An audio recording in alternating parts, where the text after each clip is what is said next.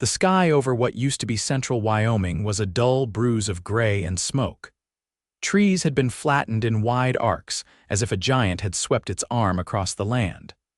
Where once hills rolled lazily across the landscape, now deep gouges scarred the earth, blackened and glassy at the edges. Yestin Granger crouched low behind the charred remains of an old water tower. He peered through a cracked pair of binoculars, the lenses slightly fogged from the dampness of his own breath. His left leg throbbed. The gash along his calf had stopped bleeding, but every movement sent a fresh jolt of pain ripping through him. A kilometer away, the alien soldiers were setting up again. He counted 4. Tall, metallic-suited figures with elongated torsos and narrow heads, each one encased in a shimmering, chitinous armor that flexed with their movements. Their weapons, sleek and humming with low resonance, floated just above their wrists, no visible grip, no trigger. They moved with clinical efficiency, planting small devices into the earth that pulsed with a rhythmic light. "Yestin," came a voice from the small earpiece nestled in his ear. It was scratchy, distant. "You seeing this?" "Yeah," he whispered. "They're digging in again. Looks like some kind of sensor net. Same junk as last time," he hesitated. "No, smaller, faster deployment. We can't engage them directly, you know that." Yestin lowered the binoculars and leaned back against the concrete. "I know. That's why I'm not firing mortars and screaming, 'Come and get me.' Command says evac is off the table, airspace is jammed, no birds in or out." "Figures," Yestin muttered. He looked down at the object in his hand, a slightly curved stick of ash wood, worn smooth at the ends.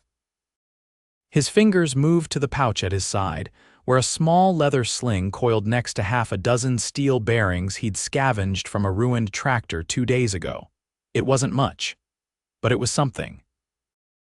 An hour earlier, he'd watched one of the alien scouts hover over a ravine, tracking something with its weapon. A burst of energy erupted from the device, turning a boulder into molten slag. But the scout hadn't noticed the small bird perched on a nearby branch. It had flinched, but remained. The weapon hadn't registered its presence. That meant something. Yestin pushed himself to his feet, gritting his teeth as his leg protested. The pain was sharp but not crippling. He limped toward the ridge, careful to stay low. He reached a patch of collapsed fencing and paused, checking the distant figures again. They were still working. He slipped into the remains of a barn, now just a skeleton of beams and half-melted metal. Inside, he set down his gear and pulled a notebook from his vest. He flipped to a page covered in small diagrams. Sling mechanics, tension angles, wind adjustment. He had spent the last year bouncing between resistance cells, picking up whatever he could. One old guy in Montana had taught him how to bring down a drone with nothing but a sling and a bearing. Said it was all in the elbow. Yestin had laughed then. He wasn't laughing now. He tested the sling with a few dry swings, adjusting his stance. The trick was to stay grounded. Let the arm do the work, but keep the hips loose. He picked a target, a twisted street sign 50 meters away, and let the bearing fly. It pinged off the metal with a sharp ding. Not bad. He rubbed the back of his neck and looked again through the binoculars. One of the aliens moved away from the group, toward the edge of a small clearing. It paused, scanning. A small, hovering drone popped up next to it, rotating slowly. Yestin's eyes narrowed. He waited until the alien turned its back, then crept forward, hugging the broken terrain. Every few meters he stopped, listened, recalculated. The wind was shifting. A storm brewing to the northwest. That could work to his advantage. He reached a collapsed trench and hunkered down. The alien was just over a rise, now 30 meters. The drone hovered a few feet above it, its surface gleaming, scanning in wide arcs. Yestin pulled a bearing from his pouch and loaded the sling. He waited. The drone rotated one more time, then paused mid-air, its sensors pointed away. Yestin stepped up, swung once, and released. The bearing shot through the air and struck the drone dead center. There was a flash, a pulse of blue energy, and the drone spiraled out of the air, crashing into the ground with a hiss. The alien spun around. Yestin didn't wait. He dove back into the trench as a bolt of energy sliced through the air, vaporizing a boulder behind him. Dirt rained down. His heart pounded. The alien advanced. Yestin scrambled sideways, crawling on elbows and knees, ducking behind a fallen tree. His fingers moved quickly, reloading the sling. He could hear the faint hum of the weapon charging again. He popped up and fired. This time the bearing struck the weapon itself. A sharp metallic clang followed by a burst of sparks. The alien staggered. Its weapon arm jerked violently, then went limp. Yestin didn't cheer. He ran. He stayed low, cutting through the brush, heart hammering. Another blast hit the tree behind him, sending splinters into his back. He tumbled down a slope, rolled, and crashed into a shallow stream. He lay still. The alien appeared at the top of the ridge, scanning. Its weapon was still sparking. It hesitated, then turned back toward the others. Yestin exhaled slowly. His arm was scraped raw, but he could still move. He returned to the barn an hour later, soaked and muddy. He cleaned the wound on his arm, wrapped it tight, and sat for a long time in silence. He had options now. The aliens relied on sensors. Their weapons were powerful but required clear targeting. If he could stay below their detection threshold, he had a chance. He spent the next day scavenging bearings from destroyed farm equipment. He adjusted the sling, adding a weighted pouch for better balance. He mapped the patrol routes using old survey maps. Every movement was calculated. On the third day, he took out another drone. By the sixth, he had isolated one of the alien soldiers and disabled its weapon again, this time aiming for the elbow joint.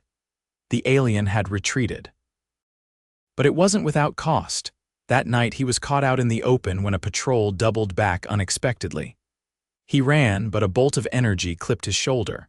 He fell hard, tumbling down a ravine. The burn seared deep into his side. He crawled into a culvert and blacked out. He woke hours later, dry-mouthed and shaking. The wound oozed, the skin around it blistered. He couldn't lift his arm. He tore fabric from his shirt and tied it around his torso. He had to get to the med stash. It took him a full day to limp back to the barn. He injected the antibiotics he'd taken from a wrecked field station. He didn't sleep much. The fever came and went. 3 days later, the swelling had gone down. He could move again, though not fast. He focused on his aim, practicing with the sling using his left hand. The throws were weaker but still accurate. Then came the moment he'd been waiting for. At dusk, the aliens deployed a new relay tower, tall, crystalline, pulsing with red light. It was central to their operation. He'd seen them use it to coordinate patrols, jam communications, and detect movement across kilometers. Destroying it wouldn't stop their war, but it would slow them down. He waited until nightfall and crawled into position. The tower was guarded by 1 soldier and 2 drones. He watched them for an hour, noting the pattern. There was a 30-second window. He loaded a steel bearing, steadied his breath, and stepped into the open. The first drone turned. He fired. The bearing struck the drone's sensor array. It dropped like a stone. The second drone whirled toward him. He ducked behind a rock and loaded again. The alien began charging its weapon. Yestin popped up and fired. This shot hit the tower's base. A loud crack echoed. The structure shimmered and began to destabilize. The alien fired. Yestin dropped flat. The beam passed inches above him, slicing through the ridge. He rolled, reloaded, and fired again. The tower exploded. The shockwave threw him backward. He hit the ground hard, the breath knocked from his lungs. When he opened his eyes, the tower was gone. Smoke and fire licked the sky. He didn't see the alien soldier. He didn't wait to find out. He crawled away, bleeding and half-conscious, but smiling. It wasn't just about winning. It was about reminding them that humans didn't need plasma rifles and floating tanks. Sometimes all it took was a stick, a stone, and someone stubborn enough to keep standing. By the time Yestin reached the rail underpass, the bleeding had slowed. Not stopped, just slowed.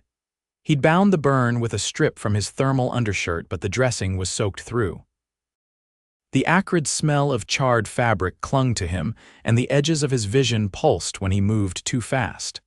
Still, He couldn't risk staying still.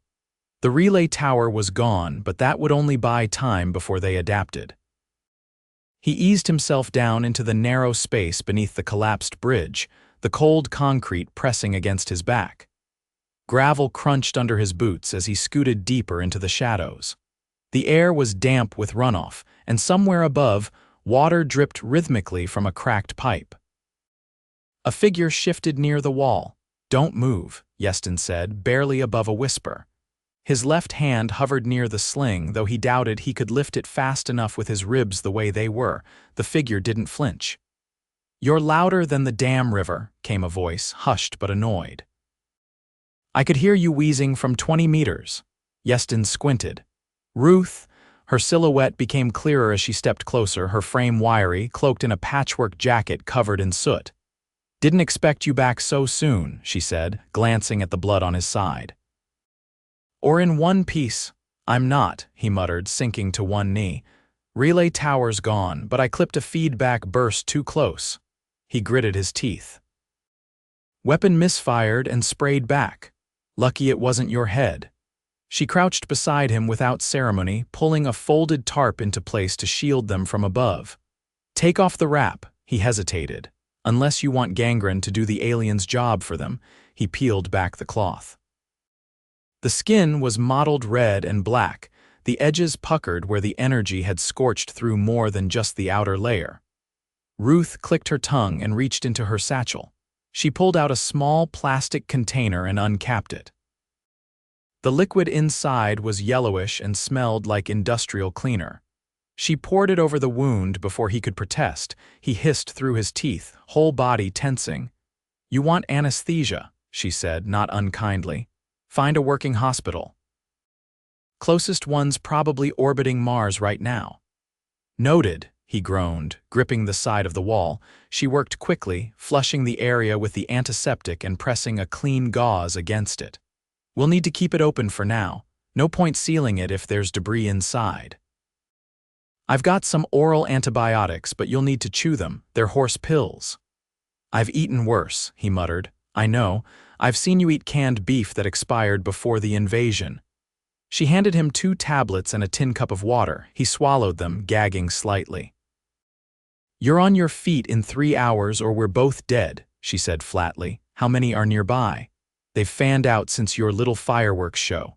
Deploying scout pairs, not full squads. I saw one of them scanning the creek with some kind of floating lens. It's not a drone. It's organic. That's new. They're adapting." Yestin leaned back against the concrete and closed his eyes. "Of course they are." Ruth glanced toward the tunnel entrance. "I patched a relay node 500 meters west of here. It's an old fiber backbone, still alive under the dust. I sent a ping to the relay station in Salt Lake. No reply yet. I thought they jammed everything. They did. But not below 6 feet of reinforced concrete and 40-year-old shielding. The lines are slow, but they're underground, harder to trace. Any luck? Too early to tell. Could take half a day or more." Yestin nodded slowly. "We need to keep them guessing." Ruth turned to him. "They don't guess, they calculate." "Then let's feed them bad data." She arched an eyebrow. "You've got something in that bruised skull of yours." "Maybe," he said. "They're using that net to track movement, right? Those little pulses in the ground?" "Yeah. What if we mimic the signal?" "With what?" "I saw an old irrigation controller in a smashed greenhouse. It's got a pulse emitter tied to moisture sensors if we can modulate the output." "You think a farm toy can spoof alien seismic tech?" "I think it can confuse it long enough to make them think we're somewhere we're not." She considered that. "You'll need to change the frequency. Their sensors sweep in nested intervals." "I remember. I watch them reset after each pass." "If I can loop a false signature, you'll need at least 3 emitters to triangulate a false presence. I'll find them, your legs barely holding you upright, then I'll crawl." She stared at him for a moment, then shook her head. "You're the most stubborn idiot I've ever met. You keep saying that, and you keep proving it." He pushed himself upright with a grunt, wincing as the dried blood cracked along his ribs. Ruth tossed him a small packet. Inside were bandage strips, a soldered transmitter stub, and a flattened energy cell. "It's not much," she said, "but you can hook it to the irrigation board, should give you a few hours of signal. That's all we need." Ruth stood and pulled back the tarp. "I'll circle east, draw any stragglers if they're sweeping. You head to the greenhouse.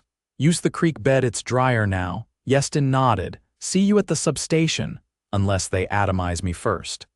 She gave a short wave and vanished into the shadows. Yestin waited until the sound of her movements faded completely before he emerged. The moonlight filtered through the cracks in the clouds, casting thin shafts of light across the broken terrain.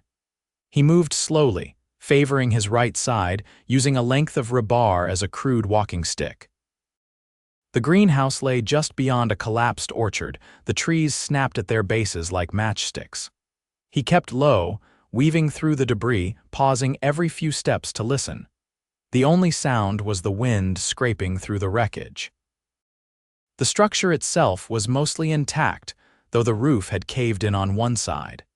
He ducked through a broken pane and made his way to the rear panel. The irrigation controller was still mounted to the frame, its casing warped but unbroken. He pried it open with the edge of his knife and examined the circuitry. The board was old analog pulse modulator, basic timing chip, and a rusted battery port. Nothing fancy. He pulled the energy cell from Ruth's packet and connected it to the leads. The board hummed faintly. He worked quickly, adjusting the timing intervals, adding a loop to broadcast a walking pattern. He set the range to just wide enough to mimic a human-sized figure crossing the field. By the time he finished, his hands were trembling. He staggered back outside and planted the controller beneath a pile of debris, camouflaging the wires with dirt and leaves. Then he moved 2 more emitters, one beneath a rusted harvester and the other behind a collapsed silo.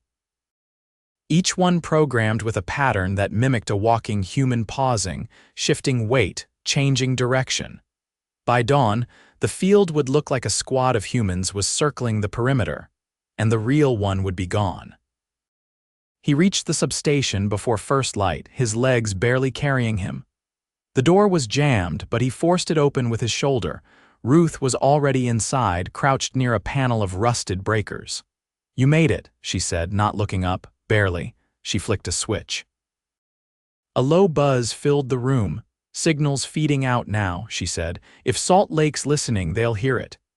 Yestin collapsed onto a crate, finally letting the pain catch up to him. "Think they'll believe it's us?" Ruth asked after a moment. "I don't care," he said, closing his eyes. "As long as the aliens do." The power in the substation flickered just after dusk. One of the ancient converters groaned, then snapped with a brittle pop. A small trail of smoke curled upward from the breaker panel. Ruth didn't flinch. She yanked the main line and waved the smoke away with her sleeve. "I told you it wouldn't last more than a few hours," she said, crouching beside the failed unit. Yestin sat on the floor, legs stretched out, his side heavily bandaged with strips of gauze and cloth from a military kit they'd found stashed under the floorboards. His breathing was shallow but even. The color had returned to his face, though his skin was still drawn tight around the jaw. "I wasn't planning on renting the place," he said. "Just needed a signal burst strong enough to catch someone's attention." Ruth leaned back against the wall, arms crossed. "If Salt Lake's still standing, they'll have gotten it. If not, we've just wasted 10 hours and 1 good energy cell." "We didn't waste it." He shifted slightly, carefully. "The decoys pulled at least 5 scouts off the southern ridge. I counted them from the silo roof while you were rerouting the feed." "I know," she said. One of them doubled back. "I watched it sniff through the wheat field like a bloodhound," he blinked. "Sniff?" "Well, whatever the alien equivalent of sniffing is, it had this, twitchy motion in its upper limbs, like it was tasting the air. Great, so now they're bloodhounds with plasma rifles." Ruth didn't laugh. She pulled open the side pouch of her pack and retrieved a hand mirror. "Let me see your side." "I just started ignoring the pain. Don't ruin that. Lift your shirt." He groaned but complied, moving slowly as she peeled back the bandage. The skin beneath was angry red, the edges darkened and tacky. She touched the edge of the wound lightly with a gloved finger. Still draining, she said, frowning. That's not good, not dead either. You've got dead tissue. It's not healing right. Options? She reached into her pack again and pulled out a scalpel still sealed in sterile foil. We need to take some of it off, just the top layer. He looked at the blade, then at her. You done that before? No, but I've watched someone do it twice. I remember the method. That's either comforting or terrifying. Pick one and bite down on it, she said, handing him a strip of leather. He took it and nodded. All right, let's ruin my night. She worked quickly. The blade was sharp and she cut shallow only where the tissue had gone soft. He clenched his teeth and didn't scream, though his eyes watered and his fists shook. She cleaned the area with iodine, applied antibiotic paste, and wrapped it again with clean gauze. Keep that dressing dry, she said, removing her gloves. And don't roll onto that side. I'll sleep on my head, he muttered, spitting the leather strip onto the floor. They sat in silence for a while. Outside, the wind picked up, rattling the metal siding. Somewhere far off, a low hum pulsed once, then faded. They're searching more aggressively, Ruth said finally. They're not following patrol routes anymore, they're reacting. Good, that means they're guessing. She stared at the floor. They're not supposed to guess. Maybe they didn't plan for someone like me. No one plans for someone like you, she said. Later that night, Yestin woke to the sound of gravel shifting outside the substation. He sat up slowly, careful not to jostle the fresh dressing. Ruth was already crouched by the door, her makeshift weapon aimed through the gap. They waited. Another crunch. Closer. Yestin eased into a crouch and reached for his sling. He still had 4 bearings left, wrapped in cloth to keep them from clinking. The door creaked inward. A shape stepped into the light. It was not human. Its frame was slighter than the previous alien soldiers, armor thinner, more angular. Its limbs moved in short, careful motions. No weapon visible. Yestin raised the sling, but Ruth's hand shot out. Look at its chest, she whispered. There was a thin band of light running diagonally across the alien's torso. Not red or yellow, but soft violet. It pulsed slowly. The creature raised one hand and opened its fingers. Nothing happened, no charge-up hum. No hostile twitch. Yestin lowered the sling an inch. What's it doing? Ruth didn't answer. She stepped forward slowly, keeping one hand near her hip. The alien tilted its head. Then, in a motion almost too fast to follow, it reached across its own chest and tapped the violet band twice. A projection burst upward from the band, a 3-dimensional map suspended in the air between them. It showed the local area in detail, terrain contours, weather shifts, movement trails. In the center, a flashing marker in the shape of a triangle, the substation. It tracked us, Yestin said.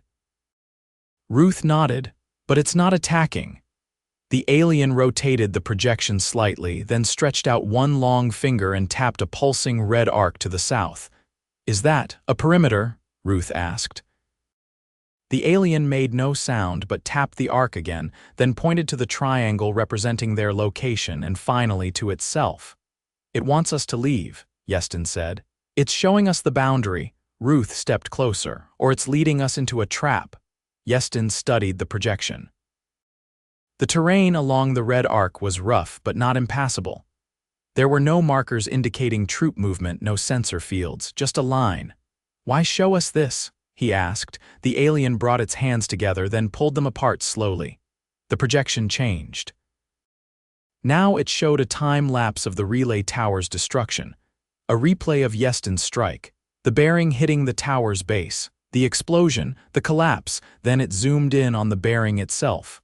Paused, highlighted it. Ruth frowned.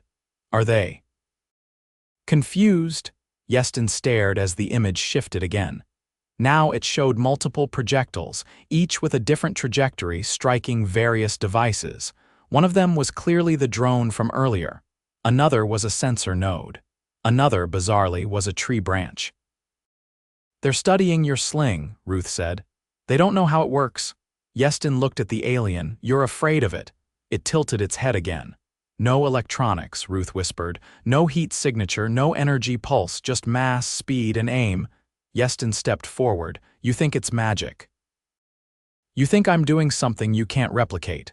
The alien closed the projection. It tapped the violet band once, then stepped back. Yestin raised his hands slowly. We're leaving. It didn't move. He turned to Ruth. We take the southern route, just like it showed us. If they wanted us dead, we'd be vapor by now. She hesitated, then nodded. Grab your bearings. At dawn, they left the substation. The alien remained behind, unmoving, watching. They crossed the red arc 2 hours later. Nothing happened, no alarms, no drones, no pursuit. They followed a dry canal bed until the terrain sloped upward into a canyon.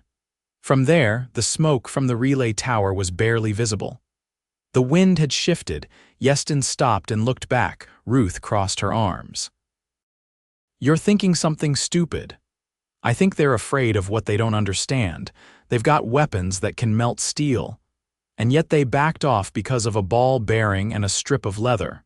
She shook her head. You didn't beat them with that sling. No, you beat them with something they don't have. What's that? She started walking, doubt.